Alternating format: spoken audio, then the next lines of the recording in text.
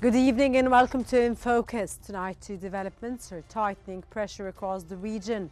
In southern Lebanon, Israel says it has struck Hezbollah sites as a year-end deadline nears for the Lebanese army to clear weapons south of the Litani, raising fresh questions over a ceasefire already under strain. And in the occupied West Bank, on the other hand, a group of countries, including Britain, Canada and Germany, condemn Israel's approval of 19 new settlements as a breach of international law that could fuel instability, a charge Israel rejects on security grounds. Together, they spotlight the same challenge: whether diplomacy can hold while facts on the ground keep moving. I'm Rana Al-Qassas, and this is In Focus, where we cut through the noise and stay with what really shifts the story.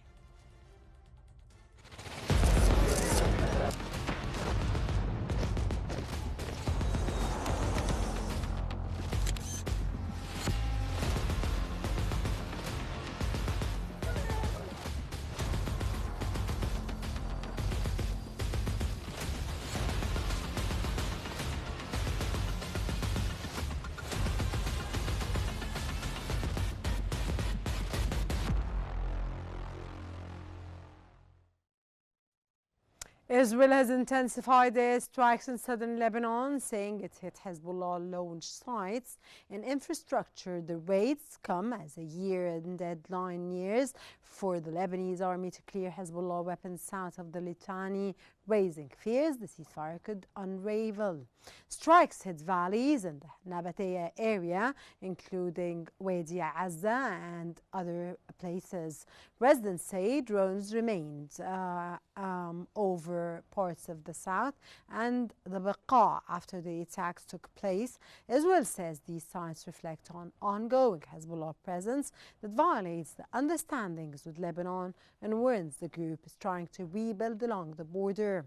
Lebanon, however, says its army is close to completing disarmament south of the Litani under a US-backed plan and argues that a bigger problem is Israel's repeated breaches while its forces still hold 5 points and conduct operations in the south. Against the backdrop, Israeli and Lebanese delegations are meeting in Naqoura to review the ceasefire, even as the inclusion of civilian representatives in talks has sparked political anger inside Lebanon.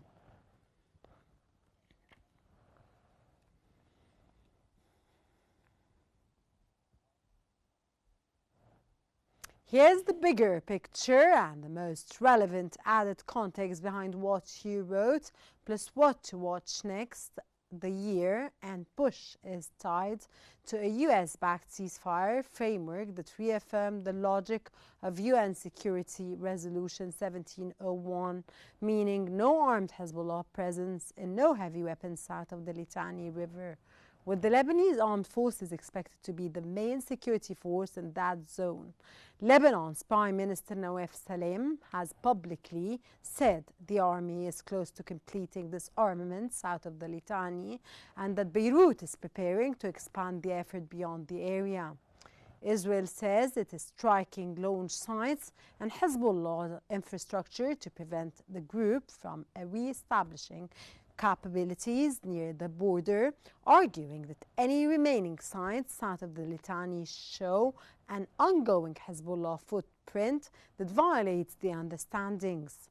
Reporting on the latest waves describes strikes in the Nabatea area and continued drone presence over parts of South Lebanon and the Baqa after the attacks, matching the pattern you referenced.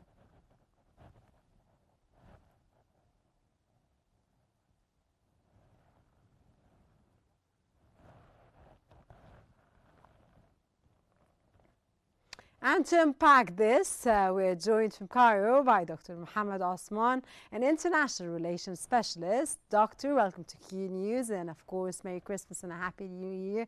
And thank you for joining us, sir. Thank you for having me, Rana. Always a It's always pleasure. our And pleasure, Dr. Muhammad. season's greetings to everyone. As the year end, this armament deadline nears, sir, are Israel's strikes mainly about enforcing red lines before the clock runs out, or about shaping leverage for what comes after? Both are not mutually exclusive, Rana. It's kind of both, actually. Israel is adopting a multi-pronged policy towards Lebanon. They seek to intimidate the Lebanese political class, Hezbollah, and the Lebanese state before the deadline expires. They seek to maximize pressure on Hezbollah, and they seek to send a message to the Arab world and the international community that they are serious about their own ultimatums and the deadlines that they have set for Hezbollah's disarmament, despite these deadlines being completely unrealistic and rather unjustified. Also, because the issue of the disarmament of Hezbollah is something that should be undertaken through a Lebanese mechanism. And this is what the Lebanese government is trying to do with the help of its international partners and its Arab partners as well, to reach a political resolution that will lead to the eventual gradual disarmament of Hezbollah. The Lebanese government has successfully disarmed the southern parts of the Litani River by about 90%. The UN actually has admitted to these figures. The UNIFIL takes part in the dismantling of Hezbollah's infrastructure in the southern part of the Litani River. Hezbollah has been cooperating with the Lebanese armed forces and with UNIFIL as well, almost fully over the past year plus, about a year and 1 month or a year and 2 months since the ceasefire in Lebanon went into effect. So the Lebanese side in general, whether Hezbollah or the government, have been abiding by the ceasefire. While on the other hand, the Israelis, of course, have been incessantly violating the ceasefire, incessantly violating the agreement, not fulfilling their obligations under the agreement, continuing to occupy parts of southern Lebanon So, Dr. in. Muhammad, the conclusion to what to the answer or what you were just saying or your narrative, Israel is taking Hezbollah's disarmament as an excuse not to leave south of Lebanon. Definitely, definitely, Rana. They are using this as a pretext, as a justification. They have expansionist ambitions inside Lebanon since the Israel's inception in 1948. David Ben-Gurion used to claim that the natural boundary of northern Israel is the Litani River, and not its current, and not the blue line, which is the current border between Israel and Lebanon. I'm not saying that Israel is going to go this far, but definitely they do aspire to have a buffer zone now inside Lebanon, which is basically what they're doing. They are constructing a wall inside Lebanon in order to make their presence at the 5 points basically permanent, a de facto annexation of Lebanese territories, in addition to the Sheba farms, of course, which have been occupied for decades now. So we are before a situation right now where Lebanon is on the precipice and is facing a very grim scenario. However, the international community is moving, and also Arab stakeholders are Sir, you moving. just mentioned that the international community is moving. Then who is this responsible for the second plan of this deal that's supposed to end before the end of this year, which is in a few days? Who is responsible, sir, in front of the entire community and in front of the entire globe, which is taking place, of course, under U.S. President Donald Trump, and he can see and watch everything, and his What we blind are eyed, and he's blinded, and his eyes are blind. What we are seeing, Rana, is not a deal because Lebanon never agreed to any ultimatums. Actually, what we are seeing is a unilateral ultimatum by the Americans, by the way, and not by the Israelis, which is supported by the Israelis. Unfortunately, the Trump administration, like the ceasefire agreement that was brokered by the Biden administration back in 2024, was very clear. An Israeli withdrawal in return for the dismantlement of Hezbollah's infrastructure in the southern Litani River area and the disarmament of this area only, not the entire disarmament of Hezbollah haphazardly or in a rapid way. The Trump administration came and added its own provisions to the settlement in Lebanon, as is insisting that Hezbollah should be disarmed in its entirety. And of course, Israel is very glad that the Americans are taking this stance. And of course, they pressured the Americans into taking this stance, and they delivered this ultimatum, even though it was never officially publicly. However, all of the sources say that the Lebanese government and Hezbollah have received these ultimatums, and they did. Hezbollah at least confirmed that it received this ultimatum. However, it has been very defiant, of course, vowing never to disarm, which is basically putting Lebanon in danger. And this, so the Americans definitely are responsible for what's going on in Lebanon right now. We have seen how Israel has escalated today, even the drone strikes. They killed two individuals claiming that they are members of the Iranian Then Revolutionary the Guards. United States is watching, sir, at this point, or not? Of course, Okay, they are. how does Israel's continued hold on 5 points in southern Lebanon affect the Lebanese army's ability to implement disarmament and the credibility of the ceasefire itself, sir? It impedes it, of course. It embarrasses the Lebanese army. It embarrasses the Lebanese And state. you mentioned, sorry to interrupt you, of course, sir, but you mentioned at the beginning of your answer in the first question that Lebanon is responsible for the disarmament of Hezbollah, not Israel. Of course, it is a Lebanese issue at the end of the day. The Hezbollah is, even though it's a non-state actor and its weapons are beyond the states and beyond law and beyond any constitutional provision, because the Ta'if agreement does stipulate that all militias that would, and this is the agreement that ended the civil war in Lebanon back in 1989. It stipulates that all of the militias in Lebanon should disarm. Hezbollah was the only party that did not disarm under the pretext that they were resisting the Israeli occupation. When the Israeli occupation left in the year 2000, so basically there was no justification for the continued existence of Hezbollah's weapons, unfortunately. However, as we said, Lebanon is a country that has a very special political system. It's a confessional political system. The entire political system is based on a power sharing agreement between the different sects and confessions. So attempting to enforce any unilateral measure by force, like the disarmament of Hezbollah, could have disastrous consequences and could lead to civil war. And this is why Lebanon has not been attempting to disarm Hezbollah by force, which what the Americans, for example, were demanding. The Lebanese army and President Joseph Aoun said, we cannot do this, it will lead to a civil war. So we will dismantle it through dialogue and through a mechanism and a process. And on the other hand, Hezbollah needs to be more cooperative and needs to be more flexible. If they insist on maintaining their weapons indefinitely, and if they insist on being so defiant, the end result will be more It's, sir, both justification. sides being stubborn, but of course Israel is the problem. It's not Of course, Hezbollah. Israel, of course, is the main problem. Israel, of course, carries the vast majority of the responsibility, but that, Rana, not exonerate Hezbollah from responsibility. They Of dragged course, sir. Lebanon into this war back in the fall of 2024 without any valid reasons. They have no right to do this. A declaration of war is the sovereign right of the government and the state, and not a party or a militia. So we have to put that into context, Rana. Of course, sir. Sir, if the deadline arrives without full disarmament or full Israeli withdrawal, what is the most likely path? A calibrated, limited escalation, which President of Lebanon, Joseph Aoun, just mentioned today that he does not want to get into a war, or a gradual widening of operations, or a de facto extension through quiet understandings, or all together. Unfortunately, Rana, from the reports we read, we know that Netanyahu is heading to the United States at the end of this month, in a few days, actually, on the 27th of December.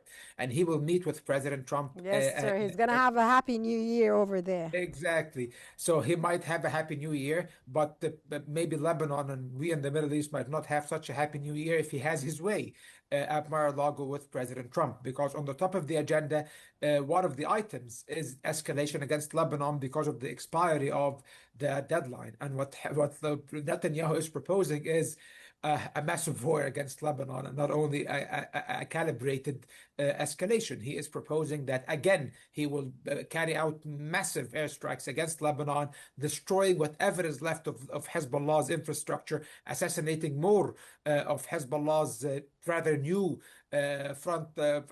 frontline leaders or the top leaders at the moment. So if this scenario Sir, why takes. is he so confident? Well, because unfortunately, Hezbollah has been substantially weakened in the last war, Rana. They lost Hassan Nasrallah. We've seen the pager attacks. They have lost most of their leaders. And even recently, with the assassination a few weeks ago of the top military commander, the successor of Fuad Shukr. So it is really, Hezbollah is in a very vulnerable position.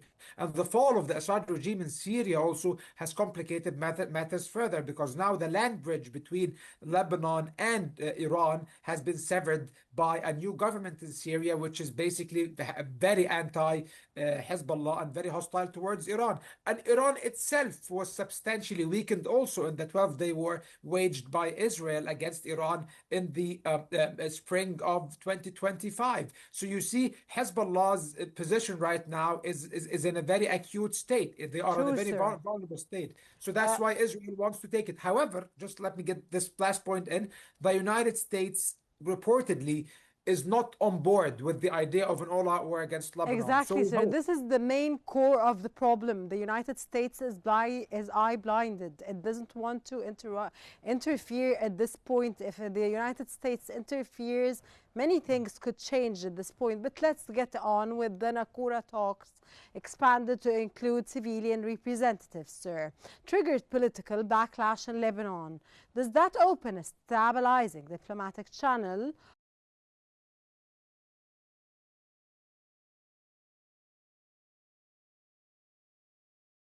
Backlash because for the first time we have diplomats or civilian representatives of the Lebanese and the Israeli governments meeting, not only members of the militaries, and of course on Lebanese territories in the town of Al Naqoura in Lebanon. So of course this has provoked some outrage in some Lebanese circles. Some see it as a beginning of some sort of normalization between Israel and Lebanon. I believe that people are jumping to conclusions that are not necessarily accurate because Then whose basically idea was it, sir, to indulge civilians? it's important. It's important, Rana, to maintain a dialogue. If you want to avoid war, you It have got to a speak. backlash to Lebanon, sir. But the ones who were very upset about it were Hezbollah and their supporters. And at the end of the day, their own priorities are not necessarily Lebanese at the end of the day. Still, their calculations are Iranian calculations, and this complicates matters further. Lebanon wants to establish some sort of dialogue in order to prevent war and prevent further destruction and prevent and also alleviate the disastrous economic situation in the country and also carry out the reconstruction of massive parts of the countries in the south and the east of the country were destroyed in the last war. Thousands and thousands of housing units, 1 million people displaced. So the country wants to recover. The country wants to relaunch its economy once more. So for this to happen, they have to end the state of war, or at least the state of hostilities with the Israelis. No one is speaking about a normalization agreement or a peace agreement at this point. However, definitely de-escalation will require a certain degree of dialogue. And I have confidence that the Lebanese government does know very well how to defend the interests and the national integrity and the territorial integrity of their own country. They want to secure an Israeli withdrawal from the five occupied strategic points in southern Lebanon. This can only be achieved by negotiations, and of course, it's a remote chance. However, it is a chance by military Dr. force. Muhammad, because we're running out of time and always discussions and interviews with you, no presenter actually never wants to end it because it's really interesting and you nail it always and you get to the point. What role can the United States realistically play in sequencing compliance on both tracks, disarmament on one side and withdrawal on the other? And what are Washington's pressure tools if either side refuses, sir? All hopes are hinged right now Rana, on the United States in order to prevent a new war in Lebanon. It has been reported that the Americans are not really welcoming of the idea Do you of an expect all-out. this war is going to take place in the New Year's? I hope not. If the Americans oppose it, it will not happen. If the Americans tell Netanyahu, no, you're not going to launch an all-out war against Lebanon, then he's not going to do it. He cannot. So there are reports, there are indicators that this might actually happen. And I do sincerely hope that the Americans, that these reports are true, and that the Americans really do not want Lebanon to descend into total war once again. They might allow Israel to carry out a calibrated escalation of some sort, but not an all-out war in order to increase pressure on Hezbollah. However, the Americans are insisting that Hezbollah should be totally disarmed, and it seems that they will not change their position anytime soon. Okay, yes, sir. There are going to be thousands and thousands and millions of tourists in Lebanon at that point. So, wish them, of course, best of luck and hope The Lebanese they people too, come definitely. back healthy and everything goes on track in Lebanon, at least at New Year's Eve. From Cairo, that was Dr. Mohammed Osman, an international relations specialist. Doctor, thank you very much for your insight and for joining us tonight. Merry Christmas and a Happy New Year. And of course, as I told you again, we never want to end the conversation or an interview with you. A group of countries, including Britain, Canada, and Germany, has condemned Israel's approval of 19 new settlements in the occupied West Bank, warning it violates international law and could fuel instability. Israel has rejected the criticism, calling it discrimination and arguing the move addresses security threats. The joint statement, backed by Britain, Belgium, Denmark, France, Italy, Iceland, Ireland, Japan, Malta, and the Netherlands, Norway, and Spain, urged Israel to reverse the decision and halt settlement expansion, describing it as a unilateral step that risks inflaming tensions in the West Bank. Israel's Foreign Minister, Gideon Saar, pushed back, saying foreign governments will not restrict what he called the right of Jews to live in the land, and framed the approvals as a security measure. The issue sites at the center of the two states debate, with UN Security Council Resolution 2334 stating settlement activity has no legal validity, and the International Court of Justice 2024 advisory opinion also addressing the legal consequences of Israel's policies in the occupied Palestinian territory.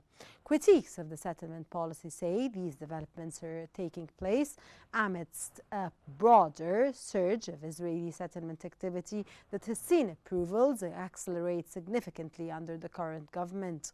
According to observers, the latest approvals bring the culminative number of newly authorized settlement outposts in communities to nearly 70 since 2022, representing a substantial expansion of territory under Israeli civilian control in the West Bank. The approval process has even included the legislation of sites that were dismantled in past decades.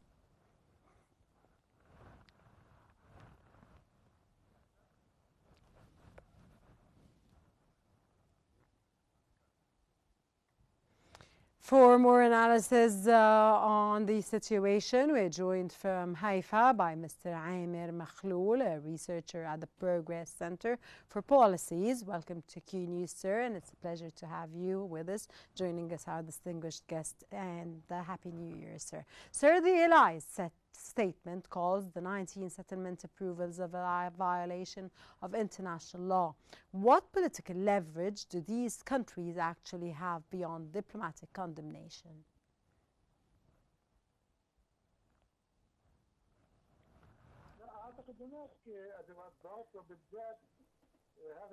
I think it's relating to the Arab leverage on Israel because this separation should stop or should halt and aligning or taking decisions on the West Bank on Israel before 6 months. And At that time, there was a halt.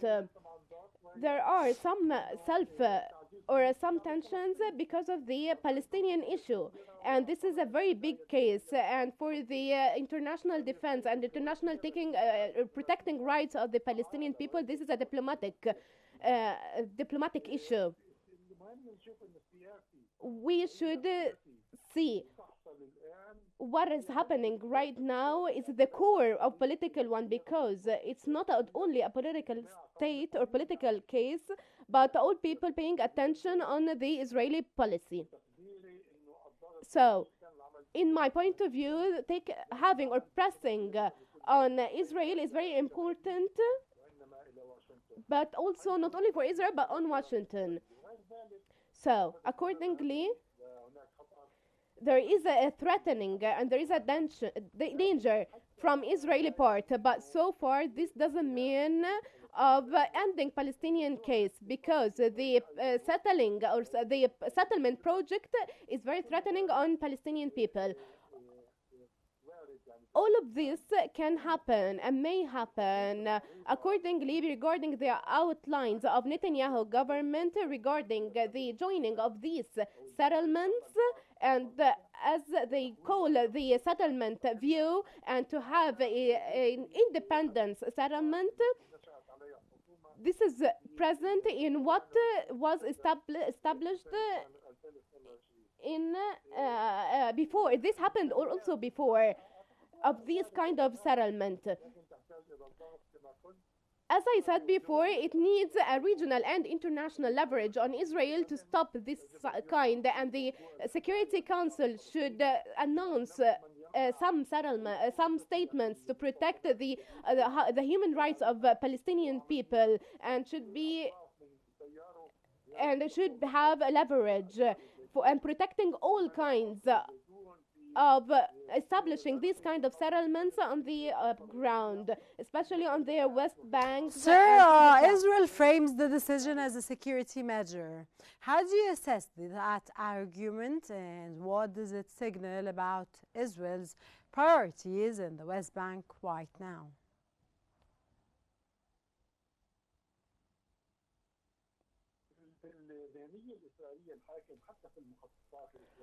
For the Israeli plan,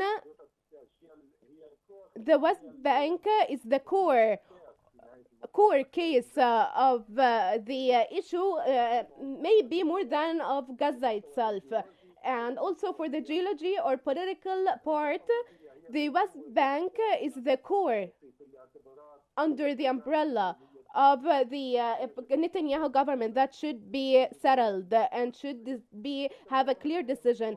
Netanyahu has a project that the not building or rebuilding the state of Palestine, but it's between the hands of Netanyahu of what of the restrictions or rebuilding this country. So the things now are unclear and in the hands of Netanyahu.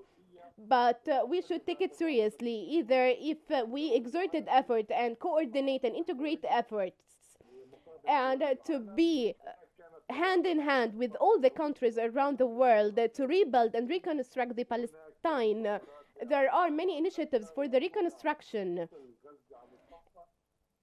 All of these are very important now, and it has many, or it increases the importance of it for the projects. But at the end, there is the decision of ICJ regarding this case. So these ICC. Yes, and also it hinders establishing of the Palestinian state itself. From Haifa, that was Mr. Ayman Makhloul, a researcher at the Progress Center for Policies. Thank you very much, sir, for joining us on Qnews and for your informative and valuable, of course, knowledge that added to our program today. And Happy New Year tonight. We've seen how quickly two tracks can move in the same direction. Escalation on the border and escalation on the map. In Lebanon, a ceasefire is tested as deadlines close in. In the West Bank, settlement decisions deepen the political and the legal divide. The question now is not whether tensions are rising, but who, if anyone, can still slow the momentum before the next flashpoint writes the next chapter.